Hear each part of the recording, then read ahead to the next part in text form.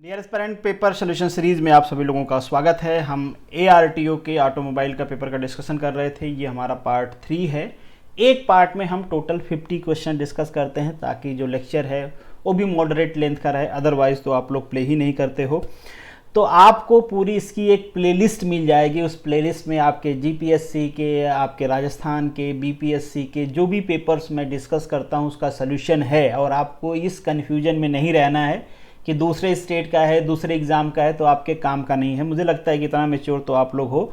Syllabus around same होता है, जो क्वेश्चंस होते हैं रिपीटेशन होता है क्वेश्चंस का, तो आपको ज़रूर देखना चाहिए। एटलीस्ट पेपर सोल्यूशन तो आपको देखना ही चाहिए। नहीं देखना चाहते हो तो खुद से सॉल्व करो, बट करो। जितना ज़्यादा पेपर सोल्यूशन करोगे उतना ही आपको एग्जाम में फ़ायदा मिलेगा। एक फ़ायदा और आपको मिल सकता है, टेलीग्राम चैनल ज्वाइन करके। यहाँ पे आपको डेली कुछ ना कुछ MCQs मिलता रहता है। आप लोग आपस में अपना डाउट डिस्कस कर सकते हो। वीडियो की PDF भी आपको यहीं पे मिलेगी। और ये मेरा टेलीग्राम चैनल है जिसके डिस्कशन की हम बात कर रहे थे। बाकी सारे प्लेटफॉर्म हैं, वहाँ पे भी आप मुझसे जुड़ सकते हो।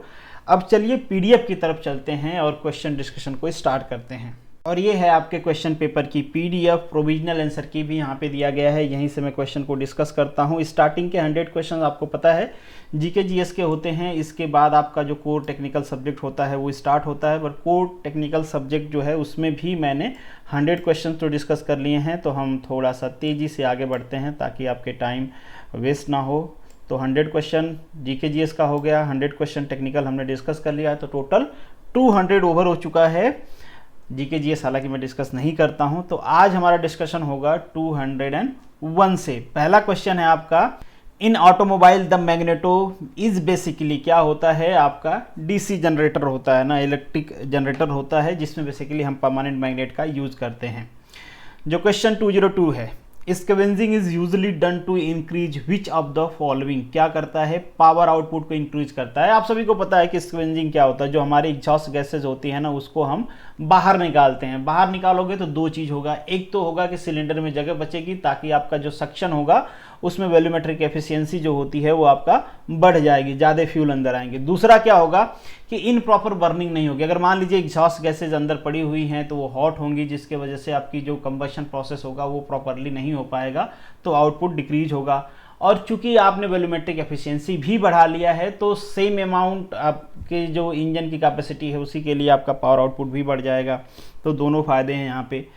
क्वेश्चन 203 है, most popular device for measuring engine output. हालांकि डायनमोमीटर का काम ही होता है force, torque and work measure करना, पावर मेजर करना। तो यहाँ पे है हाइड्रोलिक डायनमोमीटर। पॉपुलर क्यों है भाई हाइड्रोलिक डायनमोमीटर? तो इसका रिस्पॉन्स अच्छा होता है, मतलब रिस्पॉन्स क्विक होता है, इकोनॉमिकल होता है, डिज़ाइन सिंपल होती है, इसलिए ज़्यादा पॉपुलर है। नेक्स्ट है, the turbo charger is driven by the exhaust. Exhaust gas जो होती है ना उसके थ्रू हम टर्बो चार्जर का यूज करते हैं।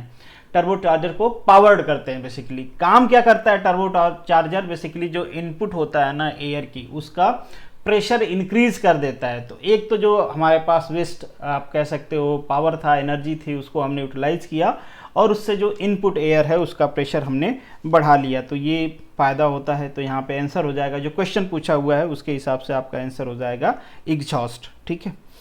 नेक्स्ट जो आपका क्वेश्चन है, कॉलम मैच करना है। Basically association basically exothermic, heat associate होती है, लिबरेट होती है। डिसोसिएशन एंडोथर्मिक, तो हीट आपको उसको देना पड़ता है। फिर आपका है फ्लेम फ्रंट मतलब सुडो नॉक होता है। फ्रेम क्या करती है?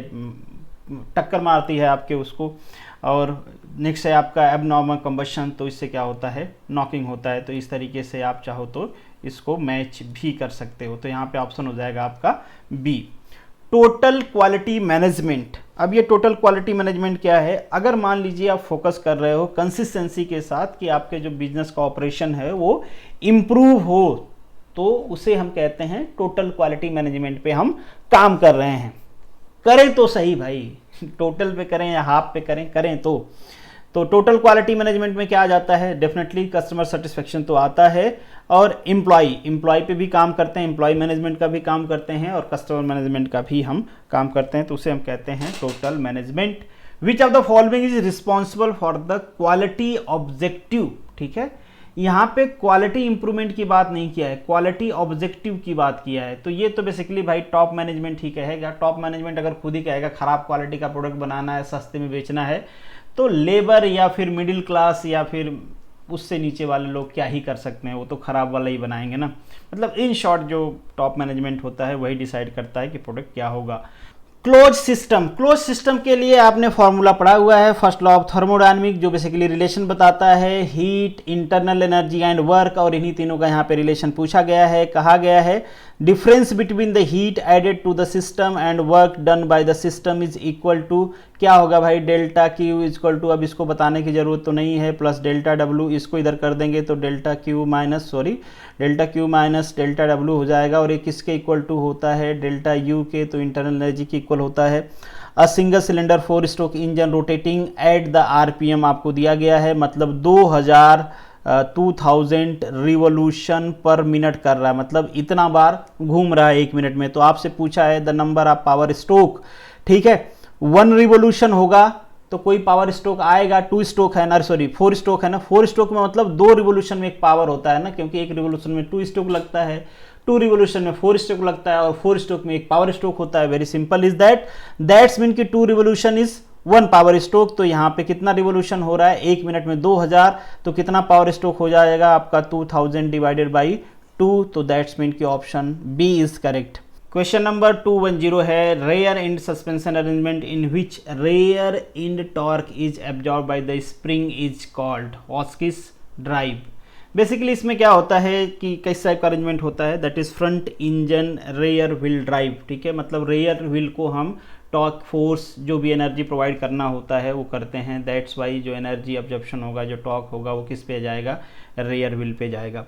क्वेश्चन नंबर 211 है tooth interference in the external involute spur gear pair can be reduce, किस तरीके से आप इंटरफेरेंस को घटा सकते हो। दो टीथ जो हैं आपस में टक्कर ले रहे हैं, तो जहाँ टक्कर ले रहे हैं वहाँ पे स्टब कर दो, कट कर दो। तो एक तो होता है कि स्टब कर दिया हमने, आपने पढ़ा होगा, तो कि टूथ को स्टब कर देते हैं, या फिर दोनों के सेंटर की डिस्टेंस बढ़ा देते हैं, या फिर बड़ा प्रेशर एंगल कर देते हैं, जिससे क्या होता है बेस सर्कल छोटा हो जाता है। और ये एक तरीका और होता है कि आप टीथ बढ़ा दीजिए। क्वेश्चन नंबर 212 है विच of the following device can be use for measuring the torque, that is the flat spiral spring, इसको हम स्पायरल टॉर्शन भी कहते हैं। बेसिकली ये बीच से फिक्स होता है, फोर्स हम इंड पे लगाते हैं। नेक्स्ट जो आपका क्वेश्चन है 213 deposit of the carbon in the exhaust system, exhaust system में डिपोजिट हो जाता है तो बैक प्रेशर बढ़ जाएगा। बैक प्रेशर बढ़ने से क्या होता है कि जो एग्जॉस्ट गैस होती है ना वो फिर से इन साइड को फील करती है, मतलब अंदर आ जाए दोबारा से, ये ठीक नहीं है। आपको उनको क्या करना होता है, डिस्चार्ज करना होता है। इसके पहले हमने स्कवेंजिंग का प्रोसेस पढ़ा है, ठीक है। तो अगर डिपोजिशन होगा तो डेफिनेटली बैक प्रेशर तो बढ़ेगा, कि बैक साइड आपके सिलेंडर से बाहर जाना चाहिए, बट वो फिर से क्या कर रहे हैं, अंदर के साइड आ रहे हैं। जो नेक्स्ट क्वेश्चन है आपका 214 the instrument use for the measuring the pressure is, pressure measure करने के लिए सारे इंस्ट्रूमेंट का हम यूज करते हैं। Erratic steering is causes due to worn out the brake lining worn out हो गई, चिपक गई, छोड़ी नहीं रही है। दैट्स मीन कि जो भी व्हील पे आपके जर्क आएगा, चाहे वो रोड के वजह से आए, चाहे आपके ब्रेक के वजह से आए, किसी के वजह से आए, व्हाट एवर दैट, तो वो डायरेक्टली आपको स्टेयरिंग पे फील होगा, ठीक है। तो अनियमितता मतलब कि अनस्टेबिलिटी फील होगी आपको आपके स्टेयरिंग पे।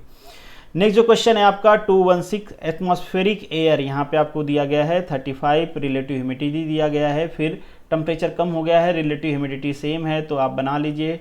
यहाँ पे हमने चार्ट बना लिया, कोई प्रॉब्लम वाली बात नहीं है। ये मान लेते हैं हमारे 60% रिलेटिव ह्यूमिडिटी की लाइन है, यहाँ पे आपको टेम्परेचर घटाना है, तो एक ही तरीका इस लाइन पे आने का, तो यहाँ से यहाँ पे आ गए, ठीक है। तो आप देखो ये हुआ है, ठीक है, मतलब स्पेसिफिक ह्यूमिडिटी कम हुई है, टेम्परेचर कम हुआ है, तो क्या हो जाएगा, that is cooling and dehumidification. मुझे नहीं लगता है कि इसमें कोई डाउट होगा, आपको होना भी नहीं चाहिए। क्वेश्चन नंबर 217 है carbon residual in the diesel engine should not be more than 0.1%। बिल्कुल, जो कोक रेजिडुअल होता है आफ्टर द डिस्टिलेशन वो 0.1 से ज़्यादा नहीं होना चाहिए। सल्फर 1% तक हम अलाउ कर देते हैं, कभी कभी सल्फर का भी आपसे पूछता है। For the glass plate transmittivity reflectivity given है आपको, आपसे पूछा है एब्जॉर्बिविटी, तो तीनों का summation rho tau alpha equal to 1 होता है, वेरी सिंपल। तो इन दोनों को ऐड करके 1 से माइनस कर देंगे तो आपको वैल्यू मिलेगी 0.06। तो ये हो गया आपका एब्जॉर्प्टिविटी। आप सभी को पता होगा ना ये बेसिक डेफिनेशन इन सबके, क्योंकि कितना फ्रैक्शन ऑफ एनर्जी जो इंसिडेंस हो रही है किसी सरफेस पे वो ऑब्जॉर्ब हो रही है उसे हम एब्जॉर्प्टिविटी कहते हैं, कितना रिफ्लेक्ट हो गई उसे हम रिफ्लेक्टिविटी कहते हैं, और कितना ट्रांसमिट हो गई उसे हम ट्रांसमिटिविटी कहते हैं। Water in the lubricating oil aids in, क्या होता है, स्लज बन जाता है, कचड़ा, मतलब आप कह सकते हो स्लज फॉर्मेशन हो जाता है, ठीक है। तो ऑप्शन हो जाएगा आपका सी। 220 in diesel engine the duration between the time, इसे बहुत सी सिंपल है, इसे हम इग्निशन डिले कहते हैं। ज़्यादा इग्निशन डिले हो गया तो नॉकिंग भी आती है इसी वजह से, क्योंकि सडन कंबशन होता है ज़्यादा फ्यूल का। Which is the process of removing metal by the milling cutter which rotating against the direction, मतलब इस तरीके से आपका वो जा रहा है तो ये इस तरीके से रोटेट हो रहा है, आपने देखा होगा ना मिलिंग थी इस तरीके से, तो आपका इस तरीके से हो जाता है कटिंग, तो ये क्या हो जाएगा, अप मिलिंग हो जाएगा। In alternator the lagging power factor, अब देखो लीडिंग होगा या तो लैगिंग होगा। लीडिंग होता है तो जो टर्मिनल वोल्टेज होता है that is the less than the induced EMF, अगर लैगिंग होगा तो वो ज़्यादा होना चाहिए, तो ऑप्शन क्या हो जाएगा आपका सी हो जाएगा। क्वेश्चन नंबर 223 है, यहाँ पे गायरोस्कोप की बात किया गया है। अब कुछ लोगों को कन्फ्यूज़न होता है, मैं एक शॉर्ट में आपको टिक बता देता हूँ याद करने का। अब मान लीजिए कि कोई एरोप्लेन है इस तरीके से और इस तरीके से वो जा रहा है, और यहाँ पे इंजन का जो रोटेशन है एंटी क्लॉकवाइज है और आप लेफ्ट टर्न ले लेते हो, तो देखो दोनों का जो टर्निंग है वो सेम डायरेक्शन की है। तो इस केज में जो नोज होगी वो क्या होगी, अप होगी, और जो टेल होगा उसका डिप होगा। तो नोज राइज करेगी और जो पीछे का पोर्शन होगा वो डिप होगा इस केस में। अब मान लीजिए ये एंटी क्लॉकवाइज है, अब हमारा जो इंजन है वो एंटी क्लॉकवाइज घूम रहा है और इस तरीके से आप जा रहे हो और आपने राइट टर्न लिया, उस केस में ये वाला ऑप्शन सही हो जाएगा। आपका नोज डिप करेगी, आपका टेल राइज करेगा। तो आप देख पा रहे होगे ये दोनों कंडीशंस, तो इस तरीके से आप दोनों को ध्यान रख सकते हो। नेक्स्ट जो क्वेश्चन है आपका 224, which of the following road sign are use to guide road user along road to make the road travel easier, safer and pleasant. कई सारे बात कर रहे हैं ईजियर, सेफर एंड प्लीजेंट की, तो यहाँ पे जो इन्फॉर्मेटिव साइन होता है ये नहीं आएगा, केवल ये सारे ऑप्शंस आएंगे। देखिए आपको सेफ कौन बनाता है, कुछ साइंस दिए गए रहते हैं, मैंडेटरी साइन जो आपको फॉलो करने होते हैं, कहाँ आपको रुकना है, कहाँ से आपको यू टर्न नहीं लेना है, वो आपको सेफ बनाते हैं, ठीक है। और प्लीजेंट का मतलब कुछ इन्फॉर्मेशन कि आगे होटल है, पेट्रोल पंप है, ये चीज़ें आपको प्रोवाइड कराते हैं इन्फॉर्मेटिव साइन। कॉशनरी साइंस कुछ दिए गए रहते हैं, ये भी आपको सेफ ट्रेवल करती हैं ताकि आप कॉशन ले पाओ कि आगे रास्ता पतला है या कुछ ऐसा, इस टाइप की जो साइन होती हैं। और मैंडेटरी साइन तो मैंने आपको बता दिया कि मैंडेटरी साइन हर किसी को फॉलो करना होता है। तो ऑप्शन यहाँ पे होना चाहिए ऑल, बट प्रोविजनल की में दिया गया है, ये शायद फाइनल में इन्होंने इसको चेंज किया होगा। सर्कमफरेंशियल ग्रूव ऑन द टायर, सर्कमफरेंशियल मतलब एक तरह से मान लीजिए, मैं टायर जैसे तो नहीं बना रहा हूँ, बट एक समझ लीजिए कि आपके टायर का अपर सरफेस है, अगर हम टॉप व्यू से देख रहे हैं तो, और बीच में न देखा होगा ना दोनों के कॉर्नर साइड पे एक डीप ग्रूव होता है जिसे हम कहते हैं सर्कमफरेंशियल ग्रूव। इवन टायर घिस जाए तो भी वो दिखता है क्योंकि सबसे ज़्यादा वो डीप होता है, ठीक है। तो बेसिकली वो प्रिवेंट करता है ना आपको स्कीडिंग से, तो ऑप्शन हो जाएगा आपका ए। नेक्स्ट जो क्वेश्चन है आपका, the gear train usually employed, ये तो रिपीटेड क्वेश्चन है, इससे पहले भी हमने डिस्कस किया हुआ है। रिवर्टेड होता है आपका अगर कोएक्सियल है तो। इफ़ द बैटरी पोलरिटी, ये भी हमने डिस्कस किया है, रिपीटेड क्वेश्चन है, और ये तो इसी पेपर में रिपीट कर दिया है, तो इस टाइप के क्वेश्चन को कैंसिल करना पड़ता है कि क्वेश्चन दो बार पूछा गया है। If brake will get locked before the vehicle stop, the vehicle is said to be sticking, मतलब स्किड करेगी ना व्हीकल, और तो क्या करेगी, ठीक है।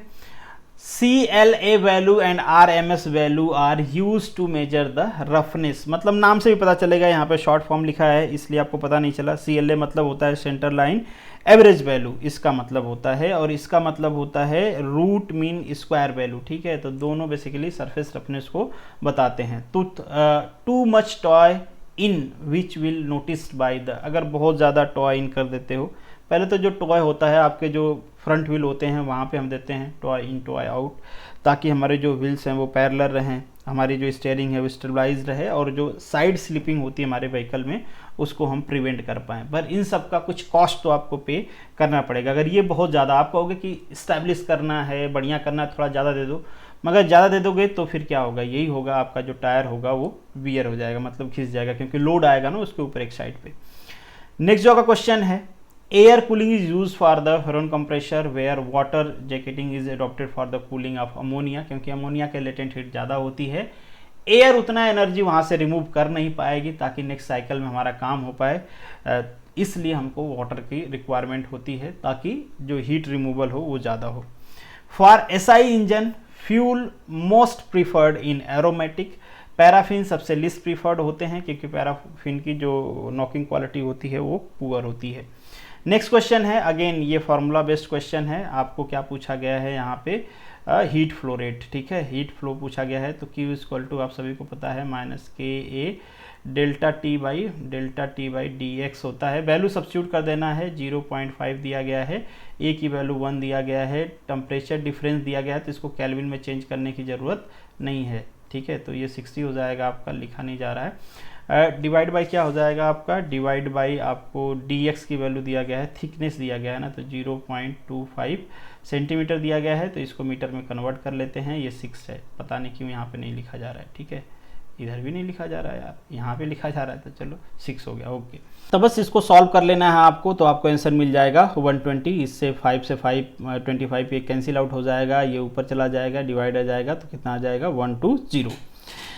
In the following system lubricating oil is carried in the separate tank, किसमें, डाई सब में होता है ना, एक सेपरेट टैंक में होता है, वहाँ से हम उसको सप्लाई करते हैं, तो ऑप्शन हो जाएगा आपका C, the reason why the petrol flow from the pressure difference के वजह से, यार प्रेशर डिफरेंस होगा तो डेफिनेटली फ्लो करेगा आपके फ्रॉम द फ्लोट चैम्बर। आपको पता है ना कि इस तरीके से कुछ रहता है, अब मैं डायग्राम तो नहीं डाला हूँ बट इस तरीके से कुछ रहता है, और यहाँ पे एक फ्लोट चैम्बर बना होता है ना, और ये आपकी नोज़ल होती है, और यहाँ पे आपको ऊपर इस तरीके से चोक लगा होता है, ये बंद हो जाएगा तो मतलब हवा नहीं आएगी, और ये इसको खोल देंगे तो इस तरीके से आ जाएगा, ये खुल जाएगा तो हवा आएगी, ठीक है। ये सारी चीज़ें आप लोगों ने देखा होगा। नेक्स्ट जो क्वेश्चन है, for the commercial new vehicle, यहाँ पे फिटनेस सर्टिफिकेट की वैलिडिटी पूछा है, 2 साल होती है। Maximum specific output of the constant volume cycle, maximum output कब होगा, ऑप्शन डी है, इसको आप चाहो तो पीबी और टीएस डायग्राम से भी ड्रॉ कर सकते हो। ये समझ लेते हैं हमारा टीएस डायग्राम है, ठीक है। टीएस डायग्राम कैसे, ये कांस्टेंट, ये दोनों मतलब कांस्टेंट मतलब आइसेंट्रोपिक प्रोसेस, तो ये हो जाएगा 1 2 3 4, ठीक है, ये हमारा प्रोसेस। तो ये कह रहे हैं कंप्रेशन और एक्सपेंशन, ये वाला टेम्परेचर मतलब T2 इक्वल टू T4 होना चाहिए, ठीक है, तो हमको क्या मिलेगा, मैक्सिमम आउटपुट मिलेगा। ये डेरिवेशन भी आप लोगों ने किया होगा। क्वेश्चन 238 है, when choke is applied fuel come out from the main jet, अगर चोक अप्लाई हो गया तो फिर पूरा सेक्शंस कहाँ पे होगा, जो आपका नोजल वाला पोर्शन है वहीं से होगा। नेक्स्ट जो क्वेश्चन है आपका 239, which of the following statement in the context of the balancing of engine is correct, तो जो प्राइमरी अनबैलेंसिंग है तो that attend the maximum value twice, एक तो 0 पे और एक 180 पे, उसी तरीके से जो सेकेंडरी वाला होता है वो तो 4 बार 0 90 180, क्योंकि उसमें cos 2 थीटा होता है, प्राइमरी में cos थीटा होता है। फॉर्मूला आप सभी को पता होगा, FP मतलब प्राइमरी की बात करें तो m omega square r cos theta होता है, और सेकेंडरी की बात करें तो m omega square r cos 2 theta by n होता है ना, वो फॉर्मूला आपको ध्यान होगा तो वहाँ से आपको पता चल जाएगा। 240, the stroke of the engine is, basically distance होता है ना यार दोनों के बीच का, top dead centre and bottom dead centre, बहुत ही सिंपल क्वेश्चन है। Brake lining is mount on, brake shoe पे माउंट होगी भाई, ब्रेक लाइनिंग और कहाँ पे माउंट होगी, सिंपल क्वेश्चन है, ए ऑप्शन है। The working surface above the pitch surface of gear tooth is called face, आपके यहाँ पे गलत दिया गया है ये प्रोविजनल आंसर की में, क्योंकि ये नीचे होता है ना, पिच सर्कल के नीचे, और रूट के ऊपर वाला जो पोर्शन होता है उसे फ्लैंक कहते हैं, फेस कहते हैं पिच के ऊपर वाले को। Frequency of the vibrating contact type regulator is 200 पर second. Rate at which the angular displacement change, तो उसे कहते हैं एंगुलर वेलोसिटी, ये भी कोई पूछने वाला क्वेश्चन नहीं है। The tilting of the front wheel away from the vertical is called camber, अब मान लीजिए कि ये आपकी व्हील है, ठीक है, फ्रंट व्यू ड्रॉ कर रहा हूँ, टॉप व्यू ड्रॉ कर रहा हूँ, ध्यान रखना, अब गोला कर दूंगा तो आपको समझ में नहीं आएगा, ठीक है, ये आपका फ्रंट व्यू। अब इसको आप लेफ्ट राइट टिल्ट कर सकते हो, देखो इससे इधर टिल्ट कर सकते हो, इससे इधर टिल्ट कर सकते हो, इसको आगे लेके जा सकते हो, फ्रंट पे ला सकते हो। तो जब आगे पीछे करते हैं टिल्टिंग तो उसे हम कैस्टर कहते हैं, जब लेफ्ट राइट टिल्टिंग करते हैं तो उसे हम कैम्बर कहते हैं। ये ध्यान रखना आप, कई बार पूछा जाता है, कई बार नहीं हर बार पूछा जाता है इससे question. The quality of air petrol mixture that enter the engine cylinder is regulate by the throttle valve. ठीक है, ऑब्वियसली यही रेगुलेट करता है, यही मेजर करता है, यही सप्लाई करता है। इन समर एयर में be cooled and dehumidify by the spraying of chilled water. ठंडा पानी स्प्रे कर रहे हो, इवापोरेटिंग कूलिंग की बात कर रहे हैं ना। एयर आ रही है कूलर से, जो कूलर में पानी होता है वो ठंडा रहता है, उससे टकराती है, वहाँ से लेती है, इस तरीके की चीज़ें। तो कितना कम हो सकता है उसका temperature at the point of due point. ठीक है, उतना, उससे ज़्यादा तो नहीं कर सकते ना भाई, कंडेंसेशन से ज़्यादा तो क्या ही कर सकते हो, और उतना भी नहीं होता है जनरली। क्वेश्चन 248 है, hydrocarbon are decomposed into the smaller. उसे क्रैकिंग कहते हैं ना, डिकम्पोज कर रहे हैं, तोड़ रहे हैं, क्रैक कर रहे हैं। In shell and tube heat exchanger the baffle are mainly increase the heat transfer area. ये मान लीजिए हैं, यहाँ पे हम इस तरीके से बफल लगाए रहते हैं, तो पहले जो फ्लो सीधा चला जाता है वो अब ऐसे घूमते घूमते जाता है, तो घूमते घूमते जाता है तो हीट ट्रांसफर एरिया बढ़ गई ना भाई। नेक्स्ट जो क्वेश्चन और लास्ट क्वेश्चन है आज का हमारा, for balancing the single cylinder. ये ऑलरेडी रिपीटेड है, हमने क्रैंक शाफ्ट पे काउंटर वेट देखा हुआ था, इससे पहले मैंने डायग्राम भी आपको दिखाया था। तो यहाँ पे एंड करते हैं, आगे जो आपका 250 से 300 वाले क्वेश्चंस हैं वो हम नेक्स्ट पार्ट में डिस्कस करेंगे, ताकि वीडियो छोटी रहे और स्वीट रहे। तो होप्स हो कि आपने कुछ सीखा होगा, सीखा है तो वीडियो को लाइक करना है, और अगर आपका कोई ग्रुप है तो शेयर कर सकते हैं। चलिए मिलेंगे नेक्स्ट वीडियो में, तब तक के लिए all the best, good luck.